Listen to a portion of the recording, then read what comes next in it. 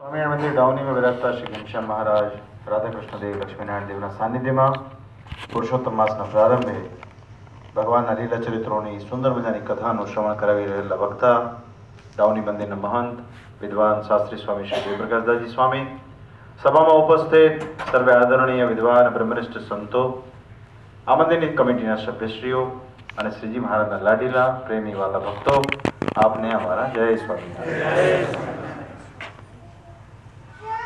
सभाओं घणी प्रकारनी होय छे, पण आ सभा छे हमेशा अमारुं एवुं मानवुं छे के डाउनी मंदिरनी सभा ए अमारा घर परिवारनी सभा होय ने एवी सभा अहींया हकथी अमे कही शकीए छीए। आज अमारा शास्त्रीजीए पण तमने सौने जे भावनात्मक वात करी छे एनुं शीर्षांधान राखवानी खूब जरूरत छे।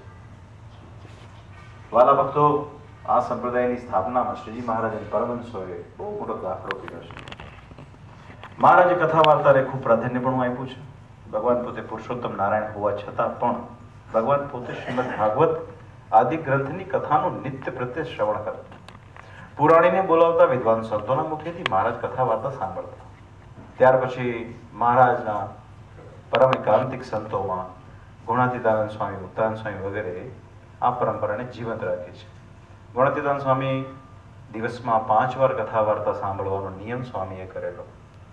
स्वामी एटले श्रद्धाथी विश्वासथी एवी वात करी कि एक दिवस एवो आवशे कि एक साधुनी पाछळ लाख लाख माणस फरशे एवो आ संप्रदाय थशे एवी स्वामीए वात करी छे।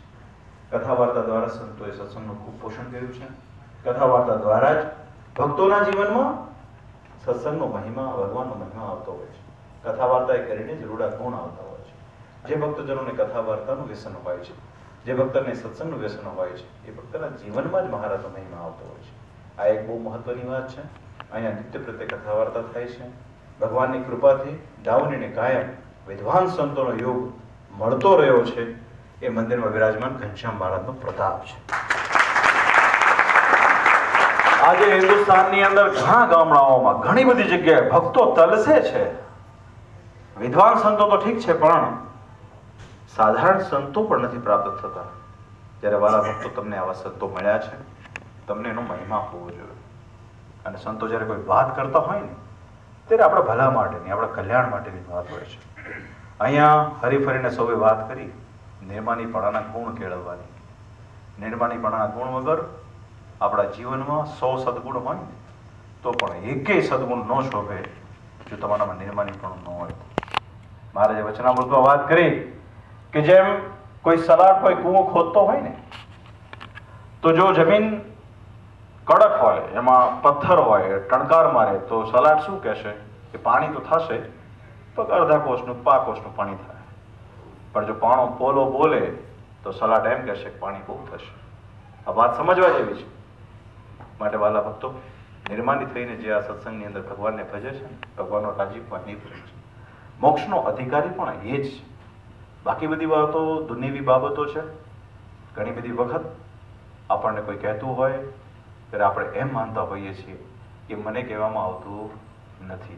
ए आपणी अहम ममत्व माया छे। महाराजे एटले ज वारे वारे वचनामृतनी अंदर घणी बधी वातो करी छे। समयनो घणो बधो अभाव छे, विशेष वात काले करीशुं, पण एक वात चोक्कस कहीश कि सत्संगना योगे ज आपણા जीवનમાં ગુણ આવતા હોય છે। જેમ ખાર ભૂમિ હોય ને, આપણા સૌનું જીવન કેવું છે ખબર? ખાર ભૂમિ જેવું। ગમે એટલા બીજ વાવીએ ને ત્યારે વૃક્ષ થાય નહીં, પણ અચાનક ઈશ્વરની કૃપા થાય અને કોઈ બહુ મોટી પાણીની રેલ આવે અને રેલની ભેળા ભેળા માટી આવે, એની ભેળા ભેળા વડપીપરના બીજ આવે ને તો ખાર ભૂમિને વિશે પણ વૃક્ષો ઉગતા હોય છે। એમાં આપણા સૌનું જીવન એવું છે। ઈશ્વરની કૃપા હોય ને તો સંતોની રેલ આવતી હોય આપણા જીવનમાં। આપણા જીવનમાં આવા સંતો આવતા હોય છે, એ આપણને મહત્વ સમજાવતા હોય છે। એને કરીને આપણા જીવનની અંદર છે ને બીજ અંકુરિત થતા હોય છે પ્રભુ પ્રાપ્તિ માટેના। આ મનુષ્ય દેહ મળ્યો છે, આ બહુ મોટી વાત છે અને ખાસ સમજી રાખજો। એમાં એવું તમે વિદેશના આવ્યા છો, વિદેશમાં સત્સંગનો યોગ થવો ને તો પરમાત્માની કૃપા હોય તો જ થાય। આપણો સત્સંગ નાનો છે, આત્મીયતાથી રહીએ, પ્રેમ કરીને રહીએ, એમાં સત્સંગની શોભા છે અને એમાં ભગવાનની ભક્તિ છે। શ્રીજી મહારાજે પણ એવી વાત કરી કે જ્યારે બે ભક્તો વચ્ચે कोई अंटट थाय, कोई अंतराय थाय त्यारे पाणीमां जेम लाकड़ी मारी पाणी छूटું થાય, पाणी ભેગું થઈ જાય, એમ અમારા ભક્તજનોને લાગે। આ વાત ખાસ સમજી રાખજો। મંદિર આપણું લક્ષ્ય છે. મંદિરમાં વિરાજમાન ઘનશ્યામ મહારાજ એ આપણા મોક્ષના દાતા છે, આપણું કલ્યાણનું કેન્દ્ર છે. અહીંયા આવીએ, આપણા બાળકોની અંદર પણ આવા સારા ગુણ સંસ્કાર આવે એવી પ્રભુ ચરણોમાં અમે પ્રાર્થના કરીએ છીએ. આ પ્રસંગે અમારા વિદ્વાન દેવશાસ્ત્રીએ ખૂબ સરસ મજાનું આયોજન કર્યું છે. એમને અમે જેટલા ધન્યવાદ આપીએ એટલા ઓછા છે. ખૂબ ગુણિયન સંત છે, વિદ્વાન છે, ખૂબ ભગવાને એમને કળા આપી છે. એમના હિંડોળાના દર્શન કરવા માટે લોકો દૂર દેશાંતરોથી આવતા. એ પોતે જ્યારે મુંબઈમાં ઘાટકોપર મંદિરના કોઠારી હતા ત્યારે એવા સરસ મજાના હિંડોળા કરતા કે લોકો જોવા માટે આવતા. આજે તમારીના સહેજે સહેજે આવી સરસ મજાની શોભા એમના દ્વારા થઈ રહી છે. ભગવાનના ચરણ કમળમાં પ્રાર્થના કરીએ કે અમારા દેવશાસ્ત્રીને ભગવાન ખૂબ બળ આપે અને એમના વડે સત્સંગની ખૂબ સારી સેવા બહુ હરખુડા એમને બોલાવો ને એમને ચલાવો ને એમને કશું તમે મહત્વ પણ નહીં આપો ને તો એ સાધુને કશું અડે એમ નથી. એવા સંત છે. બાકી જીવ પ્રાણી માત્રની અંદર અહમ મમત્વ માયા તો ભરેલી જ છે. સૌના જીવનમાં કામ, ક્રોધ, લોભ, મોહ, મદ, મત્સર, ઈર્ષા, અસૂયા તો છે જ છે જ.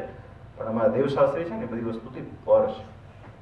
માટે વાલા ભક્તો આ વાત ખાસ સમજી રાખજો. મંદિરમાં આવીએ, સંતોનો સમાગમ કરીએ અને આ મંદિર પ્રત્યે એવી ભાવના રાખીએ અને ભગવાન જે કંઈ પ્રેરણા કરે એ પ્રમાણે સેવા કરીને ભગવાનનો રાજીપો પ્રાપ્ત કરવો. બસ આ બોટમ લાઈન ધ્યાન રાખશો ને તો ભગવાન તમારું કલ્યાણ ચોક્કસ કરશે.